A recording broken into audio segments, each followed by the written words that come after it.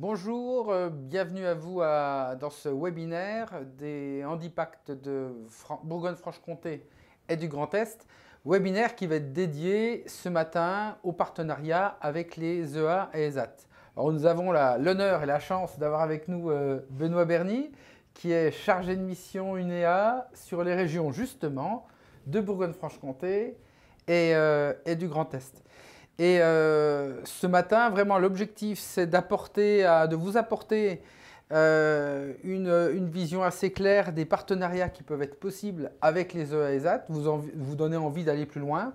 Et puis, Benoît vous proposera également une méthode de travail pour vous permettre, avec lui et avec les établissements de votre territoire, eh bien, d'investiguer, de réfléchir sur les pistes de partenariat possibles. Alors, je vais tout de suite céder la parole à Benoît pour se présenter et puis pour démarrer cette présentation. Merci Stéphane, bonjour à toutes et à tous.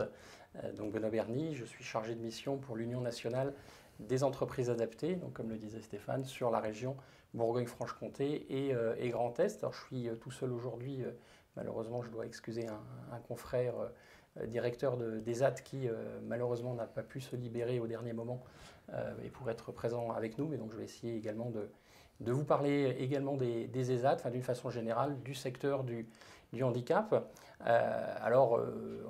En face de nous, on a des personnes qui, pour un certain nombre, connaissent très bien le secteur du handicap, ou en tout cas, notamment toute l'offre sur le handicap proposée par le Handipact, et puis d'autres. Puis le FIP-HFP. Et le FIP. Et puis pour d'autres, c'est un petit peu plus récent. Donc je vous propose d'abord de commencer par un petit focus sur emploi et handicap. De quoi est-ce qu'on parle? Alors je vais commencer par vous faire travailler très rapidement et de façon assez simple, en vous posant deux petites questions, en ouvrant un petit sondage. Je laisse Stéphane le mettre en place. Ça y est, il est opérationnel, donc charge à vous d'y participer. Hein, ça se fait en instantané, allez-y. On voit qu'effectivement... Et je diffuserai les résultats dès que tout le monde aura répondu. Allez, on attend encore quelques secondes.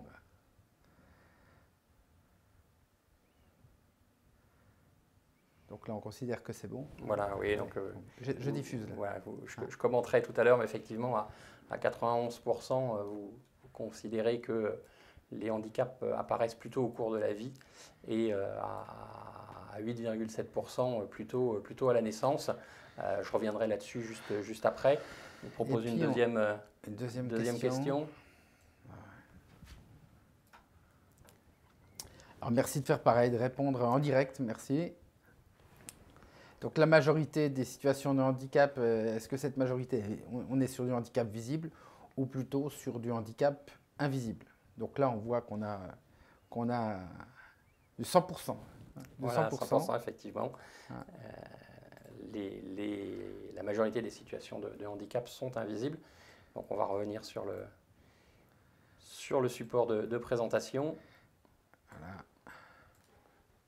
Avec quelques chiffres un petit peu effectivement pour introduire le propos. Je pense que vous les connaissez en grande partie. 2,7 millions de personnes en France qui ont une reconnaissance de travailleurs handicapés, une RQTH. 85% effectivement des handicaps qui apparaissent au cours de la vie, 80% des handicaps qui sont invisibles. Et quand on va parler emploi, forcément, un chômage de masse des personnes en situation de handicap, plus de 500 000. Alors on a eu des chiffres récents là, qui ont été commentés par le gouvernement de mémoire en début de semaine. Le chômage des personnes en situation de handicap commence à baisser. On en est très satisfait, mais il y a encore beaucoup de chemin à faire. Dans nos deux régions, on est en Grand Est de mémoire entre 38 et 39 000... oui, c'est ça, entre 38 et 39 000 demandeurs d'emploi qui ont la reconnaissance la RQTH et plus de 20 000 en Bourgogne-Franche-Comté. Donc on reste sur des volumes importants avec, quand on est au chômage, une durée de chômage plus longue, bien souvent que les personnes, on va dire que l'ensemble de la population. Alors un petit focus sur comment dire, les types de handicap, hein, 80% de handicaps qui sont invisibles. Alors, est-ce que ça se... Non. Non, Ah, voilà, si, voilà. t'as de la Ah, chance. on y arrive. Ah, on va trop vite. Donc effectivement, hein, si on regarde un petit peu dans le détail, là aussi je pense que ce sont des chiffres que vous connaissez, donc je ne vais pas m'attarder énormément dessus. Les handicaps moteurs sont majoritaires avec 45%, mais vous voyez qu'il y a tout un tas de handicaps beaucoup plus invisibles qui sont également présents dans des proportions importantes. Et puis même dans le handicap moteur, toutes les situations ne sont pas visibles. Tout hein. à fait. Alors deuxième petite question. Là, je repasse là. Donc la ça, main à c'était Stéphane. sur la durée du chômage. Oui. Hein, c'est ça. Et du coup, j'y ai déjà un petit peu répondu. Sans être précis quand même. On n'a pas vendu la mèche. Ouais. Alors, comparé à l'ensemble des demandeurs d'emploi, ben, selon vous, quelle est la durée moyenne de chômage d'une personne en situation de handicap? On n'est pas sur le taux, hein, on est sur la durée.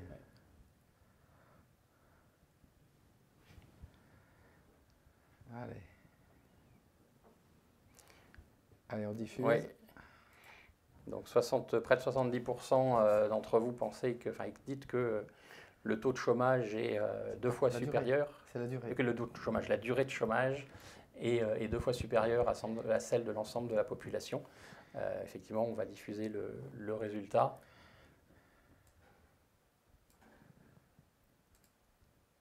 On est effectivement, voilà, en moyenne, ce sont les chiffres Pôle emploi.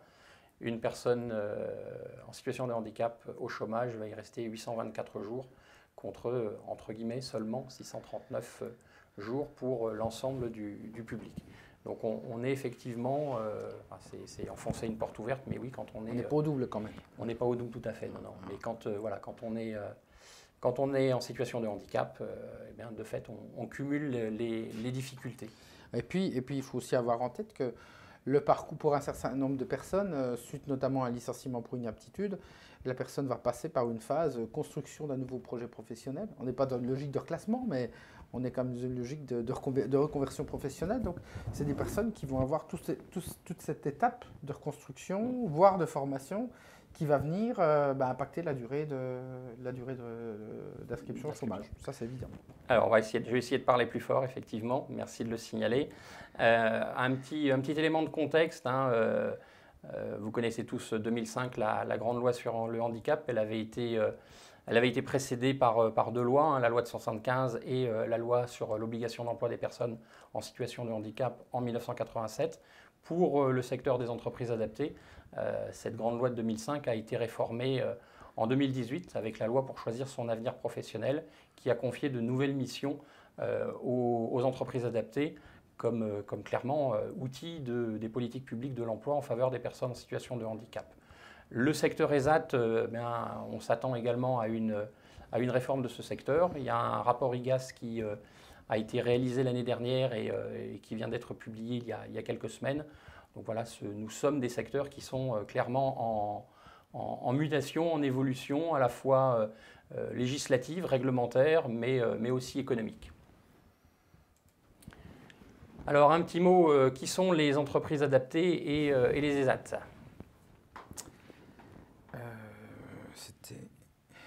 C'était sur les raisons, ça, hein? Pour quelles raisons? Oui. Donc une petite question. Selon vous, pour quelles raisons votre structure ne fait pas plus appel aux EA-ESAT? Donc, premièrement, par méconnaissance de leur offre de service. Deuxièmement, parce que les EA et ESAT sont trop chers. Parce que les EA et ESAT ne sont pas assez professionnels. Ou encore parce que les EA et ESAT ne tiennent pas les délais, ne respectent pas les délais.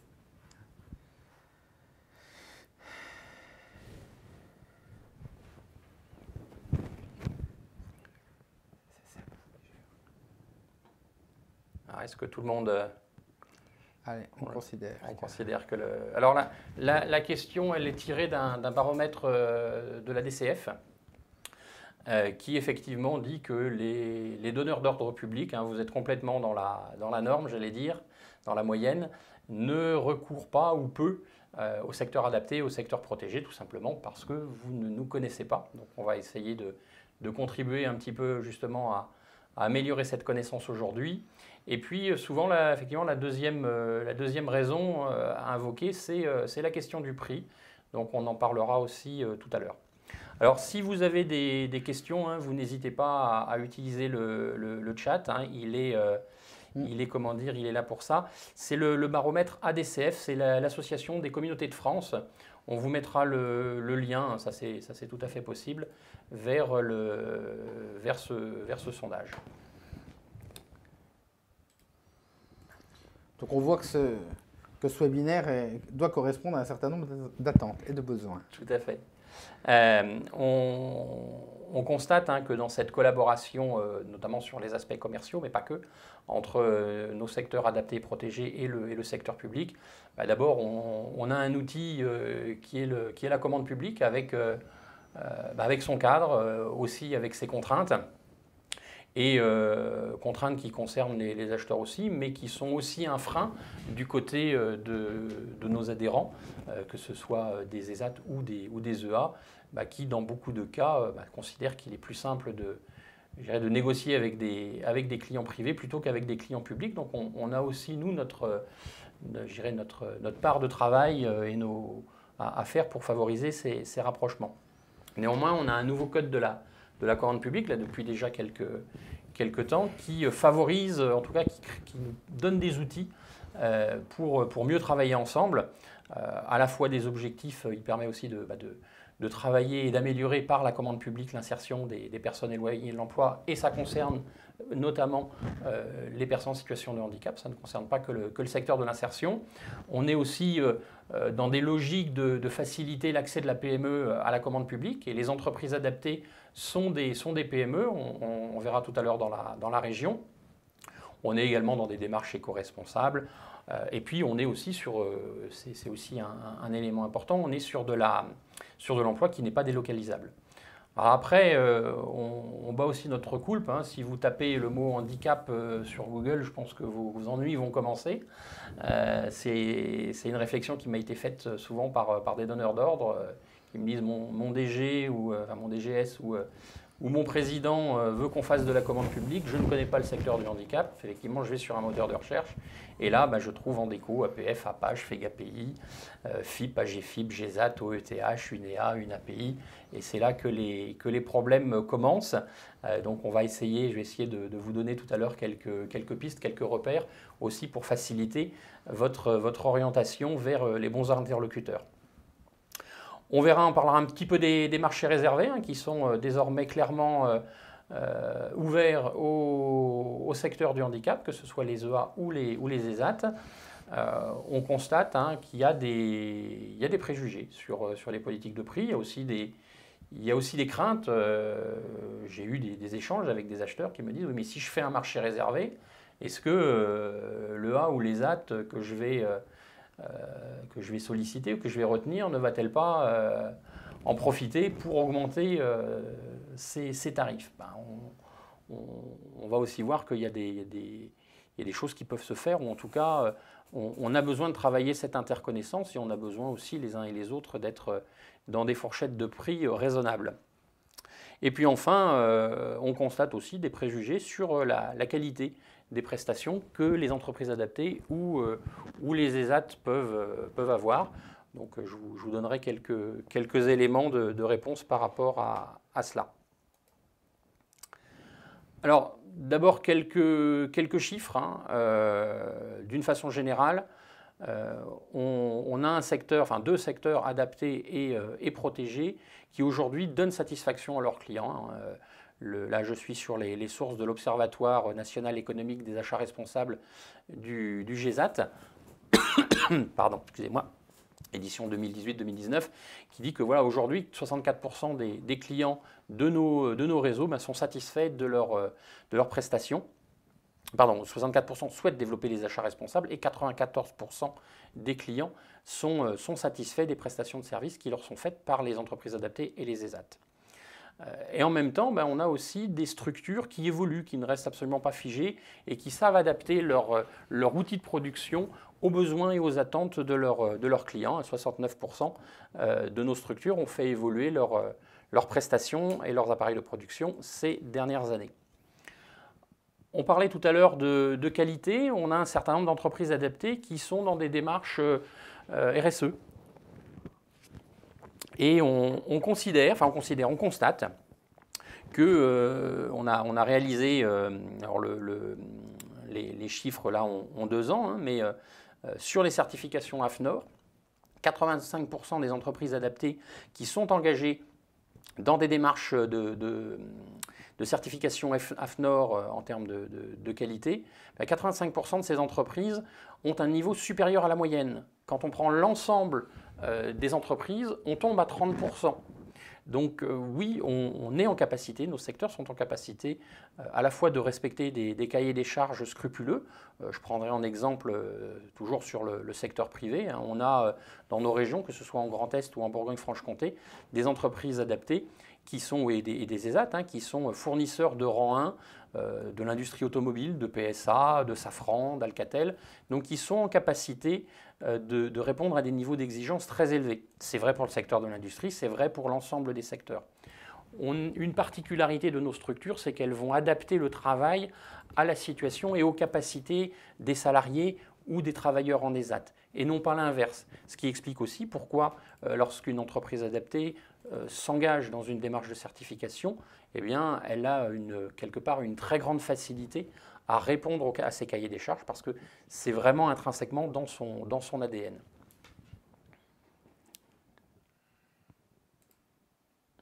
Alors, quelques chiffres hein, au niveau national, qui sommes-nous hein, 1450 ESAT, près de 800 entreprises adaptées, 170 000 travailleurs, 2,3 milliards de chiffre d'affaires par an. On a plus de 200 métiers différents. On les verra un petit peu tout à l'heure dans le détail. Je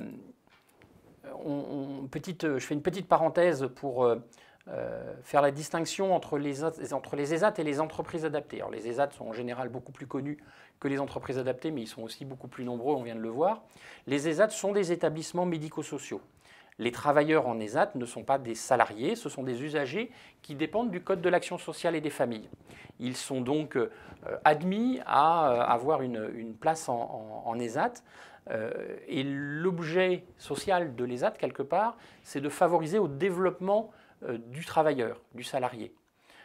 À l'inverse, l'entreprise adaptée est une entreprise du secteur ordinaire, avec des salariés soumises au Code du travail, soumises à toutes les conventions collectives. Et donc les salariés eh bien, sont là pour produire de la richesse qui va permettre de créer des emplois pérennes et de qualité. Donc on est vraiment sur une complémentarité de ces deux dispositifs.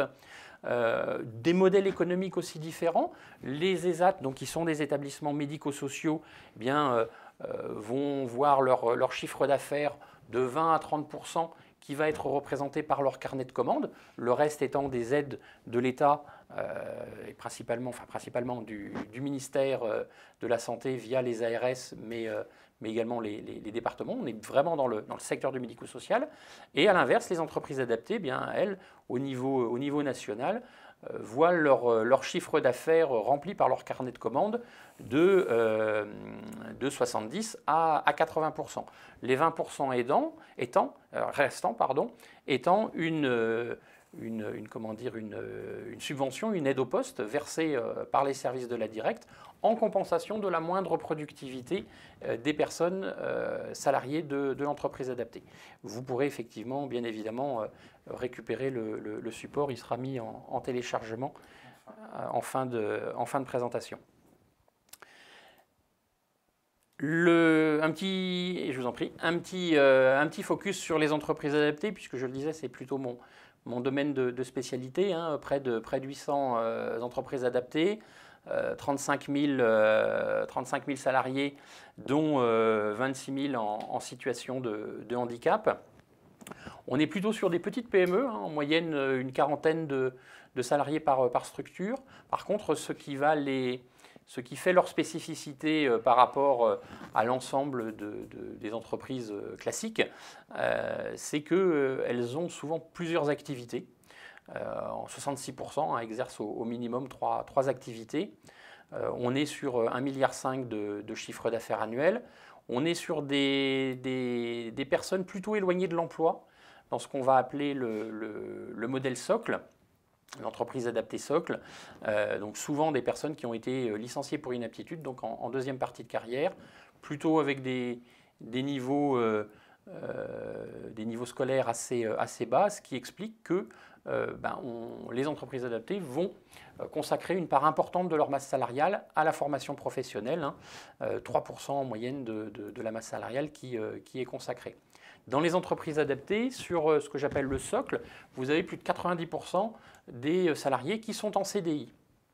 C'est une demande du législateur de 2005 de proposer de l'emploi durable au sein des structures. Donc bien souvent, on est clairement le dernier employeur de ces salariés. Je fais une petite parenthèse, j'évoquais tout à l'heure la loi pour choisir son avenir professionnel. On a vu qu'il y avait un chômage de masse des personnes en situation de handicap. Vous avez vu les chiffres sur nos 2 régions. Eh bien, le gouvernement et le législateur viennent de demander au secteur adapté de s'engager massivement et très volontairement sur la baisse de ce chômage de masse. Donc en 2018, notre secteur s'est engagé avec le gouvernement à mettre en emploi en 4 ans 40 000 personnes. Et pour cela, nous sommes en train d'expérimenter de nouveaux outils qui sont clairement inspirés de nos confrères du secteur de l'insertion. Le CDD Tremplin, un dispositif de transition professionnelle qui repose sur un triptyque emploi, accompagnement, formation de 4 à 24 mois. Et puis l'entreprise adaptée de travail temporaire, dont une des 6 premières en France a vu le jour en Champagne, plus précisément à Châlons-en-Champagne. C'est l'entreprise adaptée de travail temporaire Matea. Tout ça pour vous dire qu'avec ces expérimentations, on va aussi aller chercher des personnes qui n'étaient pas dans nos publics traditionnels, qui sont des personnes moins éloignées de l'emploi que le public que l'on a dans l'entreprise adaptée socle, mais en même temps qui souvent manquaient d'une étape, manquaient d'une formation, d'une remise en emploi pour être pleinement embauchables dans de bonnes conditions auprès d'un employeur classique. Je fais cette petite parenthèse, je pense que vous me voyez venir, sur derrière les questions des clauses sociales. On est complètement dans ces missions-là également. Alors, nos activités, je disais tout à l'heure, plus de 200 métiers, on va les regrouper en 5 grands métiers. Alors, on commence par l'industrie, qui n'est pas forcément le secteur qui va vous préoccuper le plus, mais on en a d'autres, bien évidemment. On ne fait pas de tout partout, mais on est présent de la production agroalimentaire. On a sur nos territoires des entreprises de maraîchage, on a des entreprises qui font de la vigne, jusqu'au tertiaire.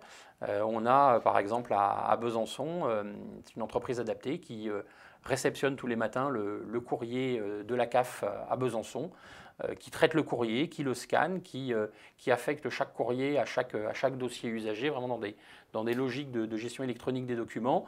Et puis on a tous les secteurs traditionnels des services, avec naturellement des métiers traditionnels, on les verra tout à l'heure, comme la blanchisserie, le nettoyage, etc. etc. Et, si je peux me permettre, Benoît, moi, pour avoir travaillé en partenariat avec les EASAT et puis un temps où j'animais un autre dispositif avec des employeurs publics et privés d'ailleurs, il y a une caractéristique qui me paraît assez importante chez ces EASAT, c'est qu'ils ont une vraie capacité à s'adapter aux besoins du client, même si on est sur une activité qu'ils n'ont pas forcément encore développée chez eux. Ils ont une vraie compétence pour rendre simple des choses compliquées, parce qu'en fait, ils ont, de par le public qu'ils doivent faire travailler, un public qui est incapable de gérer des tâches particulièrement complexes. Et donc, ce qui fait qu'en fait, avec cette compétence de rendre les choses simples, eh bien, à la fois, ça permet d'intervenir sur une grande variété de tâches, d'activités, et à la fois, ça les sécurise. Vous parliez tout à l'heure de la gestion électronique des documents. J'ai en tête une action qui avait été menée avec le Crédit Agricole, On avait c'était une EA, je crois, qui était en train de développer l'activité, le Crédit Agricole qui avait envie de numériser l'ensemble de ces dossiers, et pas uniquement ces archives mortes, mais ces documents. Et en fin de compte, ils avaient quand même gardé une partie de ces documents à faire en interne, l'autre était confié à l'EA, et au final, ça avait fonctionné parfaitement avec l'EA. Et là où vous avez eu quelques déboires, c'était sur l'interne. Donc, alors qu'en fait, a priori, il fallait que les contraintes étaient fortes, les documents devaient être consultables pendant la phase de numérisation, etc. Enfin, il y avait un cahier des charges contraignant, et même sur quelque chose qui paraissait quand même un peu complexe, eh bien, avec des déficients intellectuels, parce que c'était le cas à l'époque, mais pas que, eh bien, ils ont réussi à faire le job, et puis avec brio. Donc, souvent, on se dit oui, mais enfin, avec ce public en situation de handicap, je vais être limité. Il y a plein de choses qu'ils ne vont pas être en capacité de faire. Eh bien, ça me semble important, cet aspect-là. Quelque part, il n'y a même pas de limite. Là aussi, je vais enfoncer un petit peu une porte ouverte. Je répondrai juste après. J'ai vu qu'il y avait deux questions. Secteur adapté, oui, c'est vraiment dans notre ADN de s'adapter. Je vais prendre un exemple d'une entreprise adaptée dans la pointe nord des Ardennes. Donc dans une entreprise adaptée qui était essentiellement dépendante de clients dans le secteur de l'industrie. Et ces deux clients ont délocalisé il y a 3, 4, 5 ans en Pologne. Donc une entreprise adaptée, je ne vous dresse pas le portrait socio-économique du nord des Ardennes, vous le connaissez très certainement aussi bien que moi. Plusieurs centaines de milliers, voire je ne sais pas si elle n'était même pas en millions d'euros de déficit. En 5 ans, elle est revenue à l'équilibre sans licencier une seule personne. D'une activité industrielle, elle a fait véritablement une mue, elle s'est complètement adaptée, elle est allée sur des métiers qui n'étaient pas du tout les siens. Elle a ouvert une champignonnière, elle a ouvert 3 boulangeries, elle gère maintenant deux campings et un restaurant.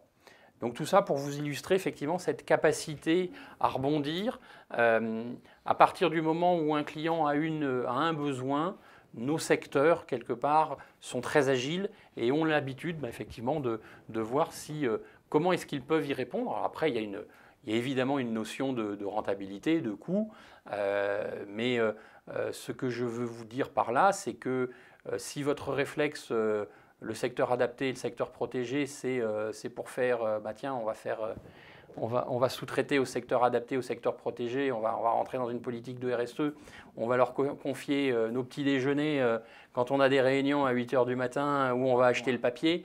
Là, je pense qu'on ne va pas se comprendre.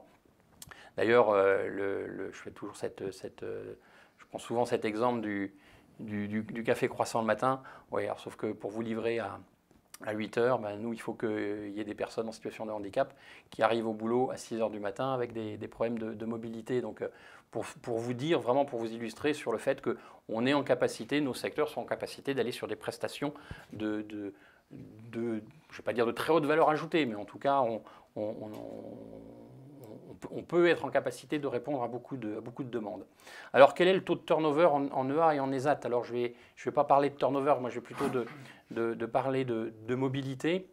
En ESAT, il est, d'une façon générale, il est assez faible, que ce soit en ESAT ou en entreprise adaptée. C'était d'ailleurs un des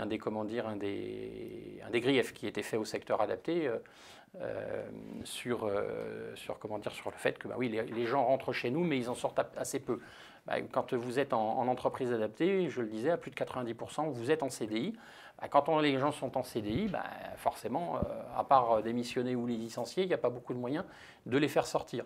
Je reviens aussi sur le public. Quand vous avez dans des entreprises adaptées plus de 40% de personnes qui ont plus de 50 ans, donc qui ont été souvent licenciées pour inaptitude, donc qui ont connu le secteur classique, qu'il soit public ou privé, ils ont été cassés dans ce secteur, ils sont devenus handicapés, ils ont été licenciés, ils ont connu les joies de Pôle emploi, de Cap emploi pendant 1 à 2 ans, et enfin, à plus de 50 ans, ils retrouvent un emploi, ils retrouvent un CDI. Ces personnes, majoritairement, n'ont pas envie de sortir de l'entreprise adaptée. Se pose aussi la question, quand on parle de mobilité, on voit toujours la mobilité de l'ESAT vers le A, de l'EA vers l'employeur classique. Nous, ce qu'on dit aussi, c'est que parfois, il y a nécessité de voir la mobilité de l'entreprise classique vers le A ou de l'EA vers l'ESAT. On a des handicaps qui évoluent avec l'âge, on a des maladies dégénératives, enfin voilà, il y a tout un tas de choses. Donc aujourd'hui, taux de turnover très faible. C'est aussi pour ça qu'on s'est engagé sur ces expérimentations pour le secteur adapté, où là, clairement, on va avoir des personnes qui ne seront qu'en transition de 4 à 24 mois dans nos structures, que ce soit sous statut CDD tremplin ou entreprise adaptée de travail temporaire.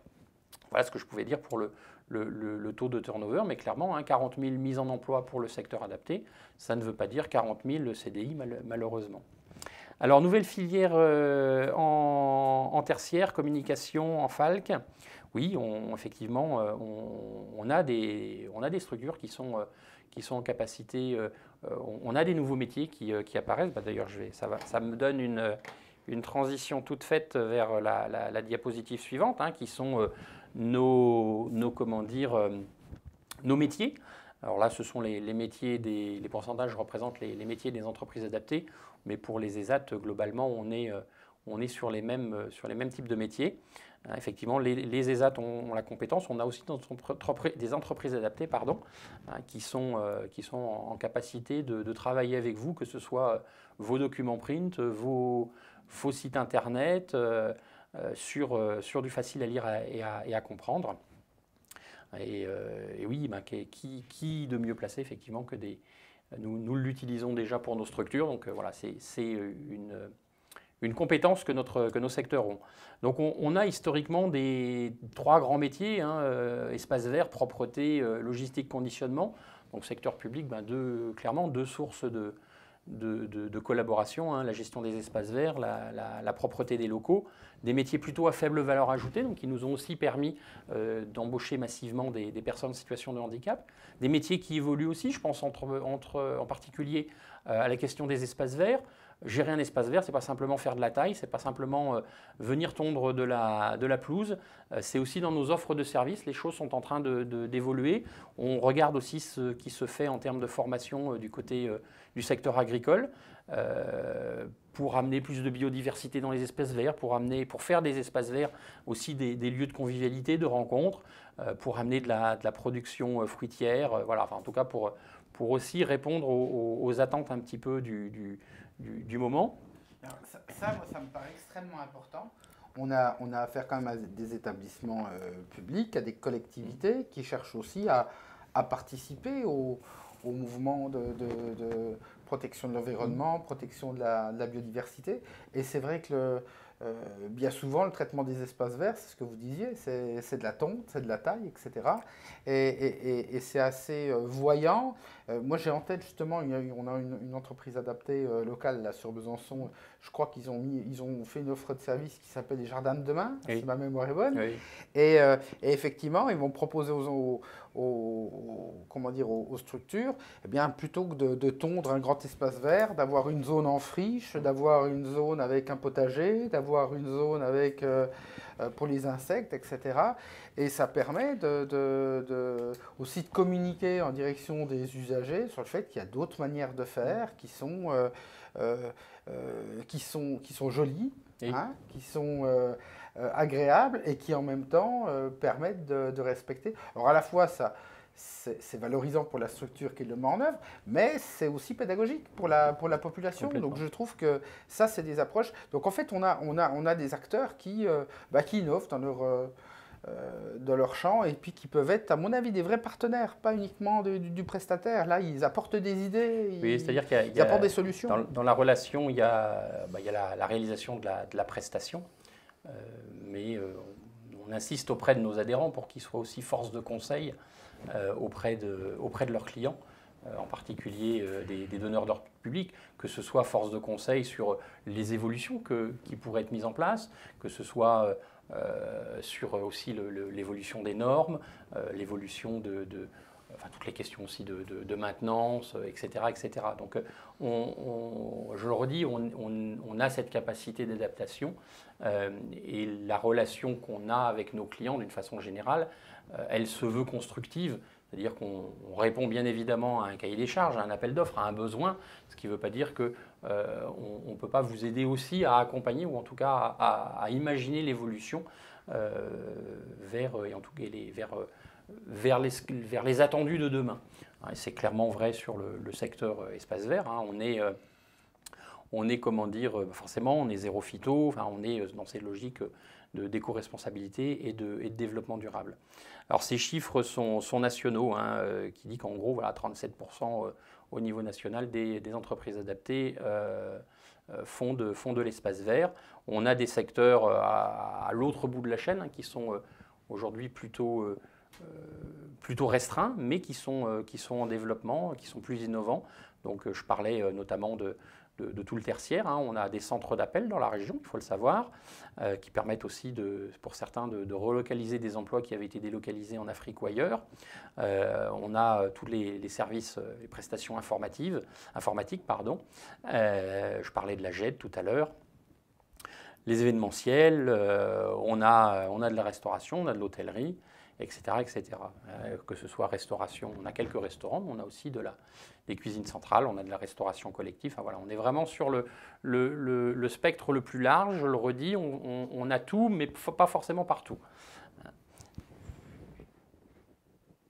Alors, si on regarde un petit peu nos deux régions, Bourgogne-Franche-Comté, on a une trentaine d'entreprises adaptées, 72 ESAT, ce qui représente 140 millions de chiffre d'affaires. Nos 19 filières métiers, nos 200 métiers globalement, ils y sont. 7000 travailleurs en situation de handicap, dont 1800 en entreprises adaptées. Donc vous le voyez, la région est couverte.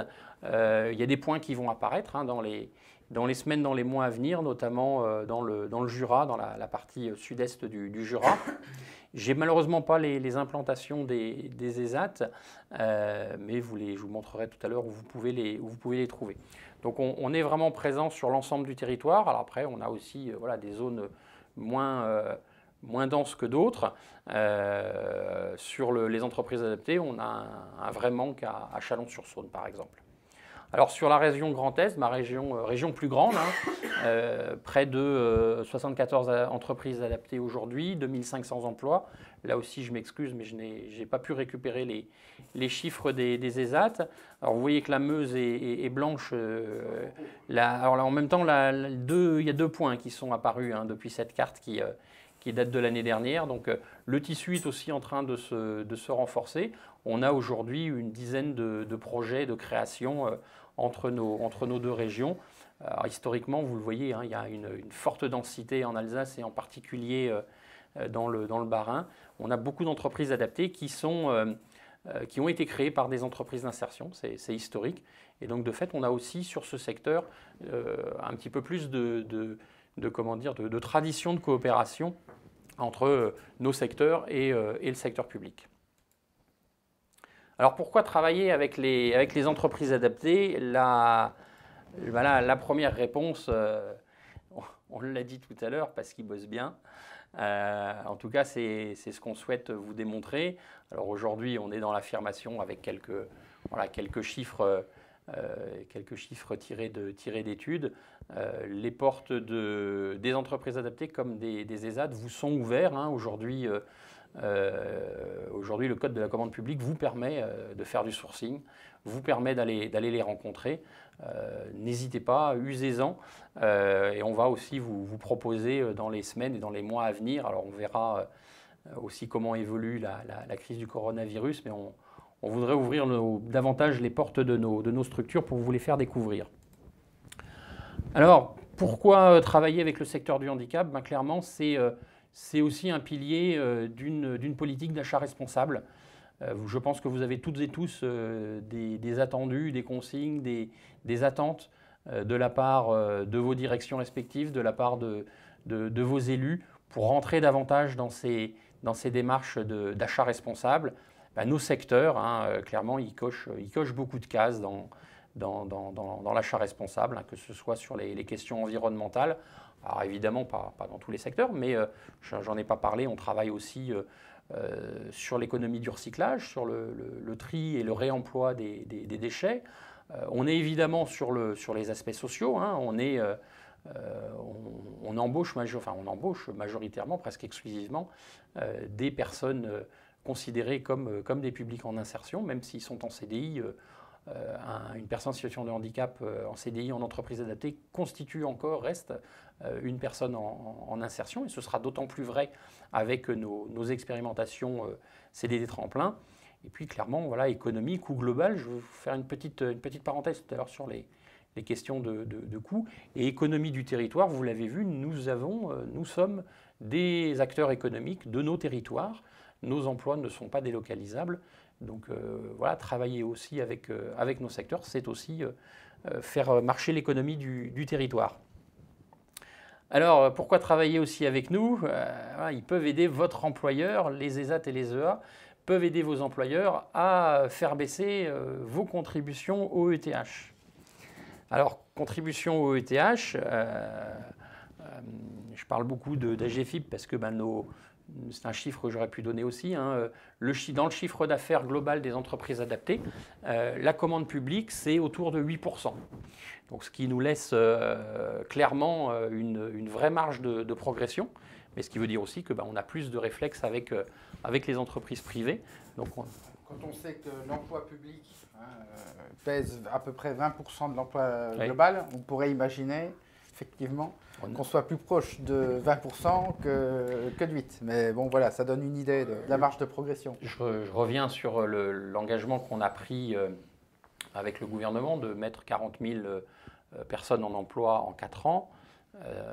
Alors à l'échelle des 500 000, c'est peu, mais 40 000, ça veut dire pour le secteur adapté, doubler la taille du secteur. Ce qui veut dire aussi qu'on n'est pas en capacité d'embaucher des demandeurs d'emploi si on n'a pas les marchés qui vont avec. Donc on a aussi clairement un enjeu lié aux ambitions politiques en matière d'emploi des personnes en situation de handicap. On a des choses à partager ensemble, on a des choses à faire ensemble, et clairement, la commande publique peut être un levier au service de cette politique emploi dans les territoires. Alors, on a un gouvernement qui depuis maintenant 2 ans, un petit peu plus de 2 ans, a enclenché un certain nombre de réformes dans le domaine du handicap qui vont toutes dans le même sens. Favoriser l'emploi direct des personnes en situation de handicap auprès des employeurs, qu'ils soient privés ou publics. Pour cela, le gouvernement a fait évoluer le cadre des entreprises adaptées, je vous le disais tout à l'heure, en amenant de nouveaux outils de transition professionnelle. Le gouvernement demande également au secteur de l'intérim de faire des efforts.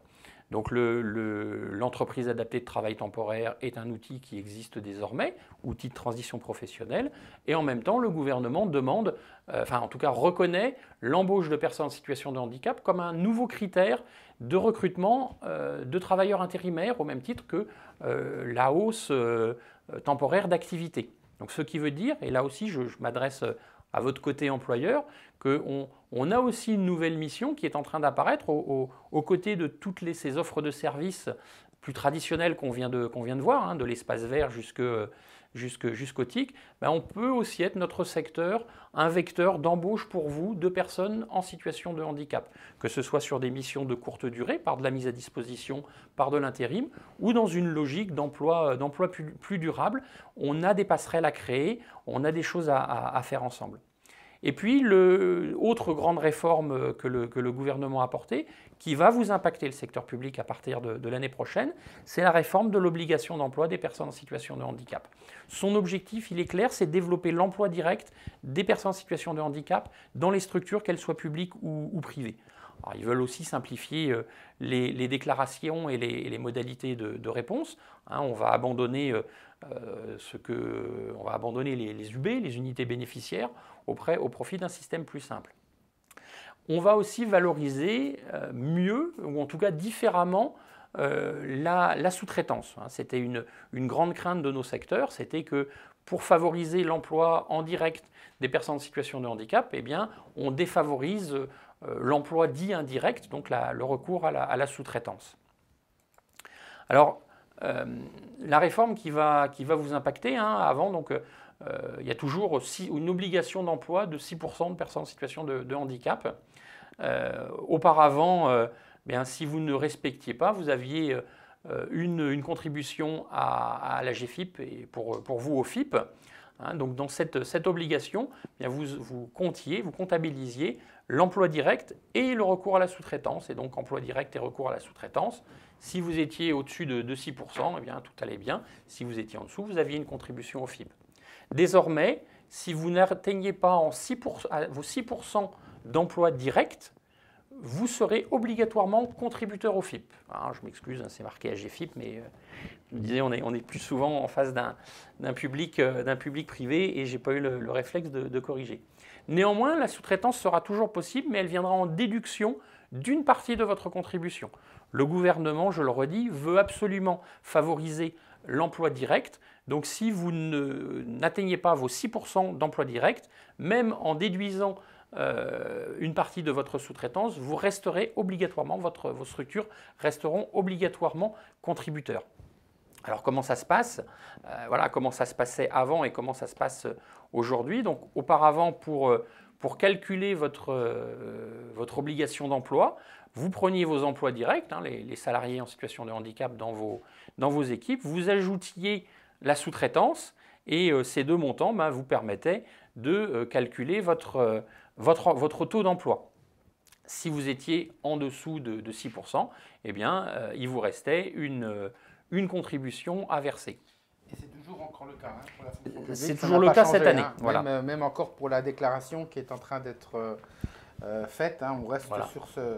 Ça, c'est voilà, ce que je vous explique là, c'est vraiment ce qui va se passer à partir de l'année prochaine, donc qui comptera pour la déclaration que vous ferez tout début 2021. Donc désormais, vous ne calculerez plus que l'emploi direct dans vos effectifs. Et vous déduirez de cet emploi direct votre obligation d'emploi. Celle-là, elle est toujours à 6%. Donc si vous êtes à 2%, eh bien, il vous manque 4%. Donc vous allez devoir contribuer à hauteur de 4%. Alors ça, c'est la contribution théorique. Je le disais, vous allez pouvoir déduire votre sous-traitance. On verra parce qu'il y a quand même quelques limites, on va le voir juste après. Et donc, cette déduction faite, eh bien, ça vous permettra de connaître votre contribution à verser. J'insiste vraiment sur cette notion qui fait que si vous n'êtes pas à 6%, même en déduisant de la sous-traitance, il restera un reste à contribuer au FIP. Alors, comment est-ce que ça se calcule? Eh bien, vous prenez l'ensemble du prix des fournitures, hein, des travaux, des prestations, des services qui vont figurer à votre contrat. Vous allez ensuite déduire tout ce qui, quelque part, ne relève pas de la main-d'œuvre. Hein, les frais de vente et de commercialisation, la consommation des intermédiaires, le coût de la sous-traitance, le coût des matières premières et des produits matériaux. Et donc, vous ne gardez que ce qu'on appelle le chiffre d'affaires utile. Et vous ne pourrez valoriser dans ce chiffre d'affaires utile que 30%. Auparavant, en fonction de la taille de la structure, ça variait. Désormais, c'est 30% pour tout le monde. Je me permets de faire une petite parenthèse. Quand vous êtes démarché par des structures de nos secteurs qui vous disent je vais vous vendre des fournitures, ce qu'on appelle nous parfois les vendeurs de papier. Quand vous achetez des fournitures administratives, quand vous achetez un ramette de papier, je vous laisse faire le calcul vous-même de ce que vous pouvez déduire en termes de chiffre d'affaires utile. Il est 0. Ce qui veut bien dire qu'on est, on est vraiment sur la valeur ajoutée, je dirais le temps de travail des personnes. Donc, méfiez-vous de ce qu'on vous dit, méfiez-vous de ce qu'on vous vend. Nos secteurs, on n'est pas là pour vous vendre des produits qu'on trouve chez l'IRECO. Alors c'est vrai que c'est souvent l'écueil. Moi, je vous rappelle d'avoir présenté l'activité des EASAT à un certain nombre d'employeurs. Et certains étaient un peu remontés parce qu'ils se sentaient harcelés par des vendeurs de papier qui sont des EA ou des ESAT. Hein. Ils font partie de la famille, on va dire. Mais, ils sont agréés par les services de l'État. Ils sont agréés par les services de l'État. Cependant, ils ont une pratique qui est quand même, puis des fois commercialement, ça peut même être particulièrement détestable, on va dire, on va s'arrêter là. Et donc voilà, ce qui est important d'entendre, c'est que c'est vraiment pas, ça reste des exceptions qui confirment la règle qu'on a des établissements qui sont sérieux, qui sont pros et sur qui vous allez pouvoir compter, avec qui vous prendrez plaisir à travailler. Mais effectivement, il y a quelques établissements qui sont encore sur du marketing agressif pour vendre… un peu misérabiliste.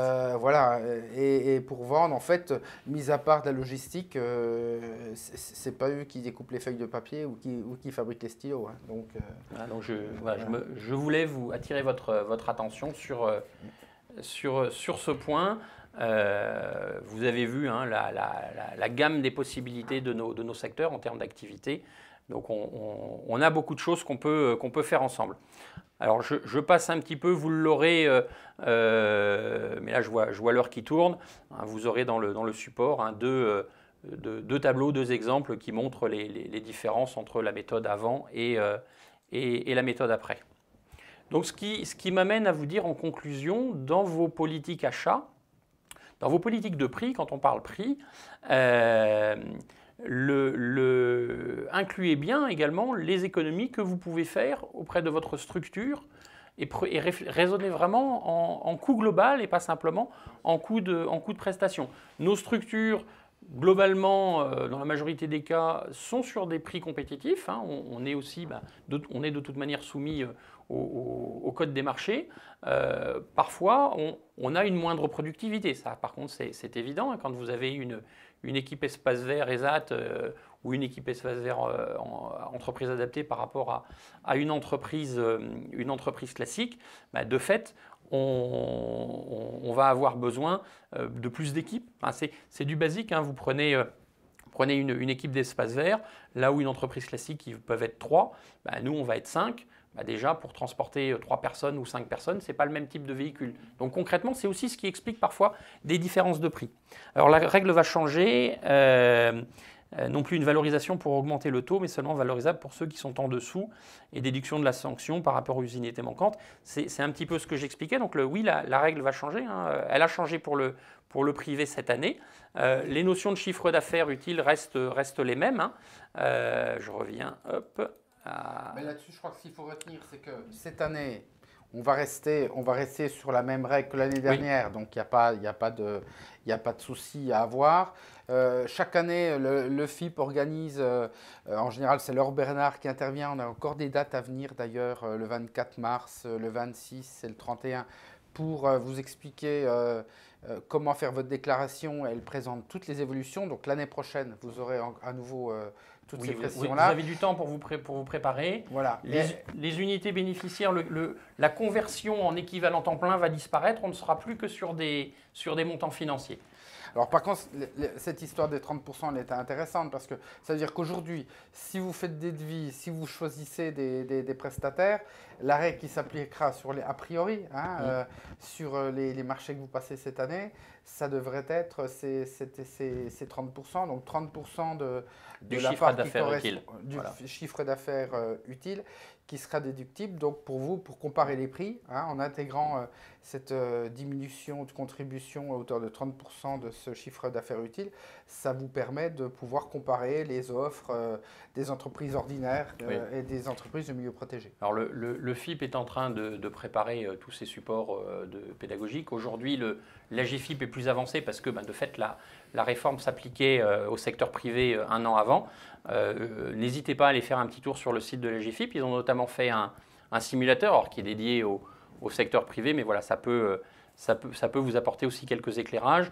Nous-mêmes, hein, on est en train aussi de se saisir un petit peu de tout cela.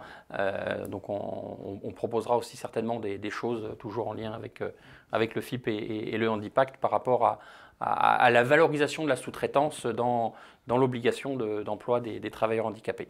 Voilà, il n'y a évidemment pas de souci. On va pouvoir conclure sur un peu la proposition qu'on peut faire en termes de méthode de travail. Voilà, comment travailler avec nous.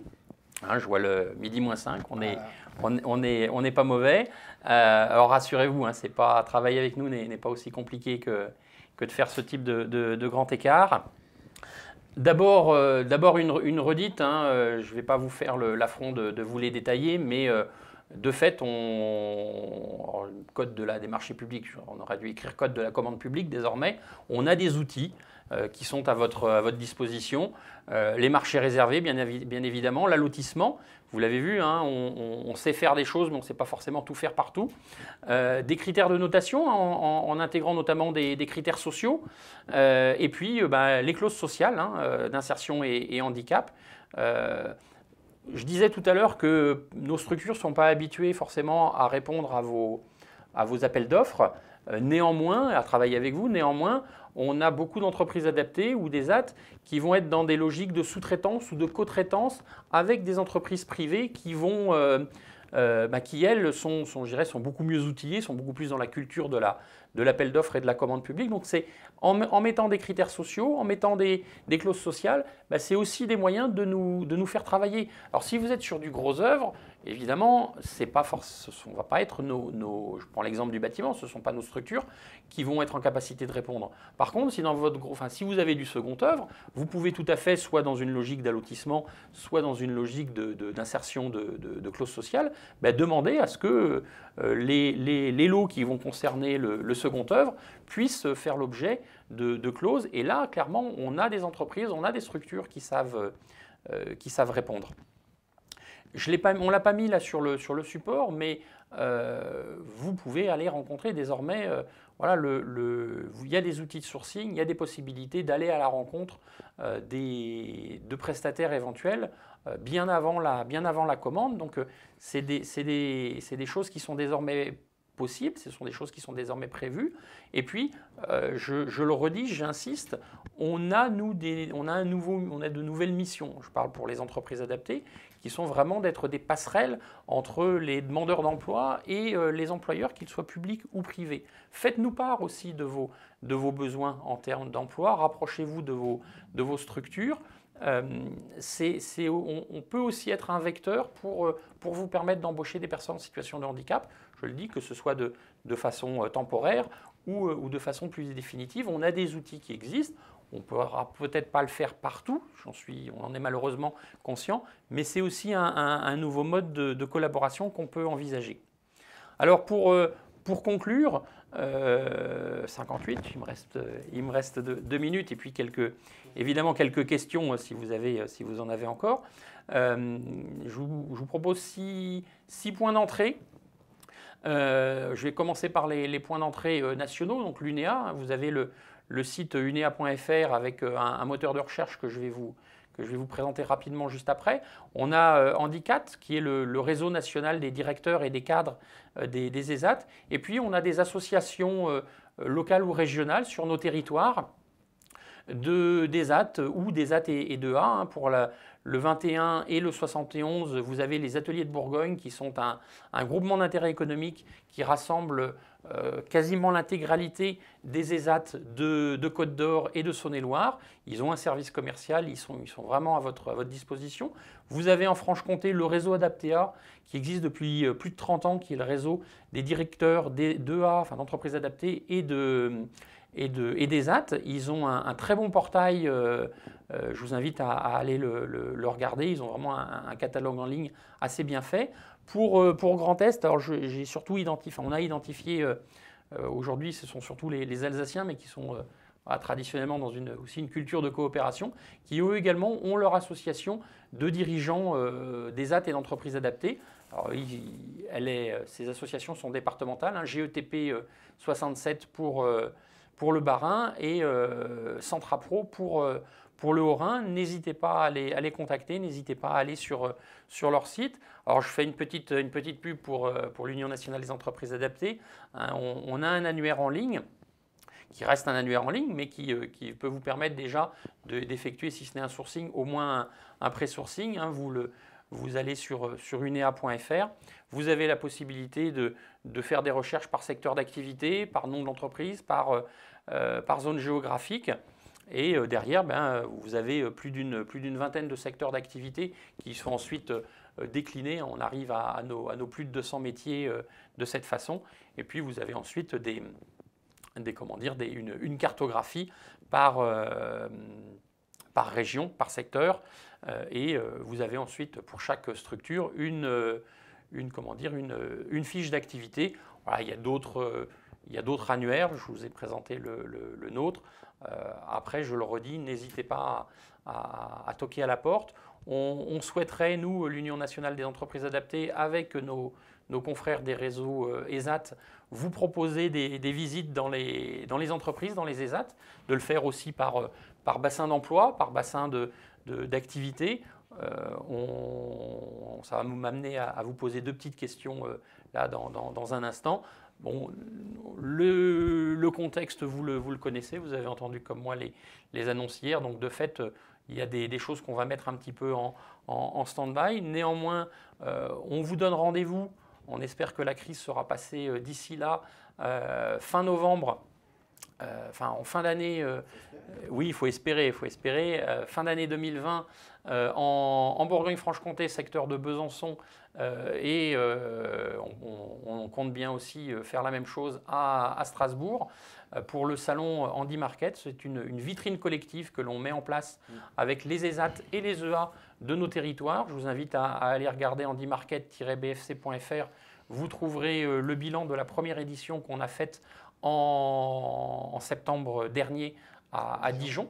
Donc voilà, on est en train de préparer les prochaines éditions. On cherche les lieux, donc les dates ne sont pas encore connues. Mais voilà, ça fait aussi partie des actions qu'on souhaite mettre en place pour aller plus facilement à votre rencontre.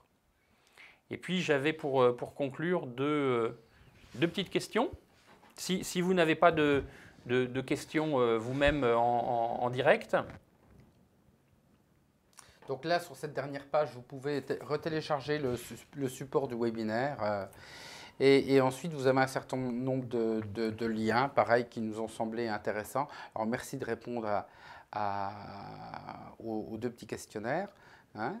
Et puis, effectivement, ne pas hésiter à prendre contact avec notamment Benoît Berny.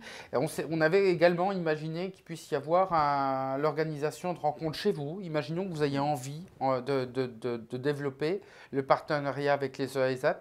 Vous pourriez très bien organiser une réunion avec les directions des différents services qui seraient concernés. Il y a les achats, mais pas que.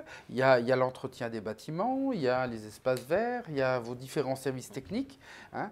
Et on peut imaginer qu'avec Benoît Berny, il puisse y avoir une réunion assez efficace. En 2 heures, ça fonctionne. Avec Benoît Berny et quelques représentants des EASAT. Et l'objectif, c'est qu'à l'issue de cette réunion-là, les champs de partenariat possibles soient bien pointés avec les acteurs concernés et qu'ensuite, les échanges se poursuivent pour aller jusqu'au projet ou non, si ce n'est pas pertinent.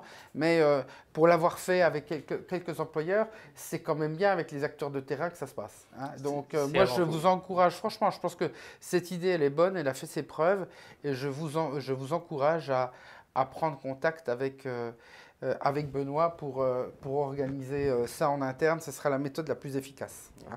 Ce qui n'empêche qu'effectivement, pour être allé au salon l'année dernière, le nom m'échappe, Handy Market, merci, c'était quand même extrêmement intéressant. On peut rencontrer les responsables, on a une visibilité, on a une bonne vision de tout ce qu'ils peuvent faire. Donc si vous avez la possibilité d'y aller, effectivement, c'est très bien.